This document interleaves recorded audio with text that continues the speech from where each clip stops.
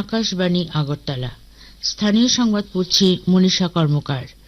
প্রধানমন্ত্রী নরেন্দ্র মোদী আজ ভিডিও কনফারেন্সের মাধ্যমে ৭১,০০০-এরও বেশি নিয়োগপত্র বিতরণ করবেন। এ উপলক্ষে সমাবেশে বক্তব্য রাখবেন তিনি। এ উপলক্ষে সারা দেশে ৪৫টি স্থানে রোজগার মেলা অনুষ্ঠিত হবে। ত্রিপুরায় এই রোজগার মেলা হবে শালবাগানের বিএসএফ সদর দপ্তরে। কেন্দ্রীয় সরকারের বিভিন্ন মন্ত্রক ও বিভাগের জন্য নিয়োগপত্র দেওয়া হবে। কর্মসংস্থান সৃষ্টিকে সর্বোচ্চ অগ্রাধিকার দেওয়ার জন্য প্রধানমন্ত্রীর প্রতিশ্রুতি পূরণের পথে এই রোজগার মেলা তরুণদের দেশ গঠন এবং আত্মক্ষমতায়নে অংশগ্রহণের জন্য সুযোগ প্রদান করবে। কেন্দ্রীয় স্বরাষ্ট্র ও সমবায় মন্ত্রী অমিত শাহ বলেছেন, ভারতবর্ষ ২০২৭ সালের মধ্যে বিশ্বের তৃতীয় বৃহত্তম অর্থনৈতিক শক্তি হয়ে উঠবে। সেই লক্ষ্য পূরণে সমবায়গুলিরও গুরুত্বপূর্ণ ভূমিকা রয়েছে। শ্রী শাহ গতকাল আগরতলার রবীন্দ্র শতবার্ষিকী ভবনে সমবায় দপ্তর আয়োজিত সমবায় সম্মেলনে ভাষণ দিচ্ছিলেন। সম্মেলনে তিনি রাজ্যের জন্য বেশ কিছু প্রকল্পের সূচনা করেন। সম্মেলনে অন্যান্যদের মধ্যে উপস্থিত ছিলেন মুখ্যমন্ত্রী অধ্যাপক ডাক্তার মানিক সাহা, সমবায় মন্ত্রী শুক্লাচরণ নোয়াতিয়া, সাংসদ বিপ্লব কুমার দেব সহ অন্যান্যরা। মন্ত্রী শ্রী শাহ ত্রিপুরায় সমবায় দপ্তরের কার্যকলাপের প্রশংসা করে বলেন, ত্রিপুরায় ৩,১৩৮টি সমবায় সংস্থা কাজ করছে। তিনি মুখ্যমন্ত্রী অধ্যাপক ডাক্তার মানিক সাহার প্রশংসা করে বলেন, তার নেতৃত্বে সমবায়ের ৫৭টির মধ্যে ৪৭টি প্রকল্প ইতিমধ্যেই বাস্তবায়িত হয়েছে। মন্ত্রী শ্রী শাহ বলেন, প্রধানমন্ত্রী নরেন্দ্র মোদীর সহকারিতা সে সমৃদ্ধির যে আহ্বান জানিয়েছেন, সেই লক্ষ্য নিয়েই সমবায়কে আরও শক্তিশালী করতে বিভিন্ন উদ্যোগ নেওয়া হয়েছে। এর মাধ্যমে আরও রোজগারের ব্যবস্থা করাই সরকারের লক্ষ্য।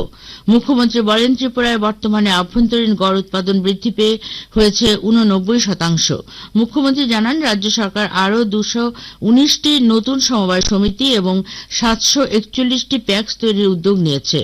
সম্মেলনে কেন্দ্রীয় সমবায় মন্ত্রী Amit Shah national cooperative consumers federation প্রদত্ত ভারত ব্র্যান্ডের মোবাইল ভ্যান, নাবার্ড প্রদত্ত রুরাল স্মার্টের মোবাইল ভ্যানের সূচনা করেন। তাছাড়া ৫০টি প্রাথমিক সমবায় সমিতিকে মাইক্রো এটিএম বিতরণ করেন।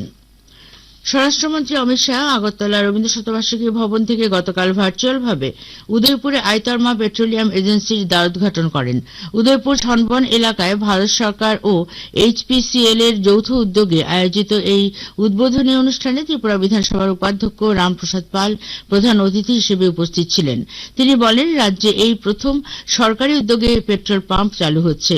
রাজ্যে এরকম ২০টি পেট্রোল পাম্প গড়ে তোলা হবে।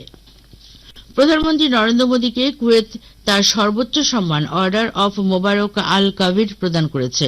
বিদেশ মন্ত্রক জানিয়েছে, এর আগে প্রাক্তন মার্কিন প্রেসিডেন্ট বিল ক্লিন্টন ও জর্জ বুশ এবং যুক্তরাজ্যের প্রিন্স চার্লসের মতো বিদেশি নেতাদের এই পুরস্কার দেয়া হয়। মন্ত্রক জানিয়েছে, প্রধানমন্ত্রী নরেন্দ্র মোদীর এটি ২০তম আন্তর্জাতিক সম্মান। কেন্দ্রীয় স্বরাষ্ট্রমন্ত্রী অমিত শাহ গতকাল ধলাই জেলার মাসুরাই পাড়ায় এক জনসভায় ত্রিপুরার জন্য ৬৬৮,৩৯,০০,০০০ টাকার ১৩টি প্রকল্পের উদ্বোধন ও ভিত্তিপ্রস্তর স্থাপন করেন। তিনি বলেন, ২০১৮ সালে বিজেপি নেতৃত্বাধীন সরকার ক্ষমতায় আসার পর ব্রু সম্প্রদায় ৪০,০০০ মানুষের সমস্যা সমাধান করেছে। তিনি বলেন, রাজ্যের বিভিন্ন জেলার ১১টি গ্রামে ব্রু বাসিন্দাদের বসতি স্থাপন করতে সরকার ৯০০ কোটি টাকা ব্যয় করেছে। কেন্দ্রীয় স্বরাষ্ট্রমন্ত্রী অমিত শাহের সঙ্গে এই কর্মসূচিতে মুখ্যমন্ত্রী অধ্যাপক ডাক্তার মানিক সাহা, সাংসদ বিপ্লব কুমার দেব ও কৃতি দেবী দেববর্মাও উপস্থিত ছিলেন। অনুষ্ঠানে মুখ্যমন্ত্রী অধ্যাপক ডাক্তার মানিক সাহা ব্রু সমস্যার সমাধানে বিশেষ ভূমিকা নেওয়ায় প্রধানমন্ত্রী নরেন্দ্র মোদী ও স্বরাষ্ট্রমন্ত্রী অমিত শাহের প্রতি কৃতজ্ঞতা ও ধন্যবাদ প্রকাশ করেন। দীর্ঘদিনের ব্রু রিয়াং শরণার্থীদের সমস্যা নিরসনে এগিয়ে না আসার তৎকালীন বামফ্রন্ট সরকারের সমালোচনা করেন তিনি। প্রধানমন্ত্রী নরেন্দ্র মোদী আগামী ২৯ ডিসেম্বর রবিবার সকাল ১১টায় আকাশবাণীর মন কি বাত অনুষ্ঠানে দেশ বিদেশের জনগণের সঙ্গে মত বিনিময় করবেন। এটি হবে মন কি বাতের ১১৭তম পর্ব। প্রধানমন্ত্রী জনগণকে তাদের সুচিন্তিত চিন্তাভাবনা মন কি বাতে জানানোর আহ্বান জানিয়েছেন। মাই গভ ওপেন ফোরামে এবং নমো অ্যাপে জনগণ তাদের মতামত পাঠাতে পারবেন। এছাড়াও টোল ফ্রি নম্বর 1-800-11-7800 নম্বরে কল করে হিন্দি বা ইংরেজিতে মতামত রেকর্ড করানো যাবে। ফোন লাইন এই মাসের ২৭ তারিখ পর্যন্ত খোলা থাকবে। এছাড়াও 1922 নম্বরে মিস কল দিয়ে যে লিঙ্ক পাওয়া যাবে তাতেও SMS করা যাবে। গোপন সূত্রের খবরের ভিত্তিতে গতকাল বিকেলে রেল পুলিশ এবং বিএসএফ যৌথভাবে অভিযান চালিয়ে আগরতলা রেল স্টেশন থেকে 3 জন বাংলাদেশি নাগরিককে গ্রেপ্তার করেছে। এই 3 জন বাংলাদেশ থেকে অবৈধভাবে রাজ্যে প্রবেশ করে ট্রেনে বহিরাজ্যে যাওয়ার সময় তাদের আটক করা হয়। বিজয় মাঞ্চের ট্রফি অনূর্ধ্ব 16 বছরের ক্রিকেটের 3 দিনের খেলায় গতকাল অরুণাচল প্রদেশের বিরুদ্ধে প্রথম দিনেই লিড নিল ত্রিপুরা। কটকে অনুষ্ঠিত খেলার প্রথম দিনে অরুণাচল প্রদেশ প্রথম ইনিংসে সবকটি উইকেট হারিয়ে মাত্র 53 রান করে। জবাবে রাজ্য দল প্রথম ইনিংসে 8 উইকেট হারিয়ে প্রথম দিনের শেষে 254 রান করে। আবহাওয়ার পূর্বাভাসে জানানো হয়, আজ দুপুর পর্যন্ত রাজ্যের আকাশ প্রধানত পরিষ্কার থাকবে। আজ ভোরে সর্বনিম্ন তাপমাত্রা ছিল 12 ডিগ্রি সেলসিয়াস। দিনের সর্বোচ্চ তাপমাত্রা থাকতে পারে 24 ডিগ্রি সেলসিয়াসের কাছাকাছি। গতকাল সর্বোচ্চ তাপমাত্রা ছিল 25.8 ডিগ্রি সেলসিয়াস।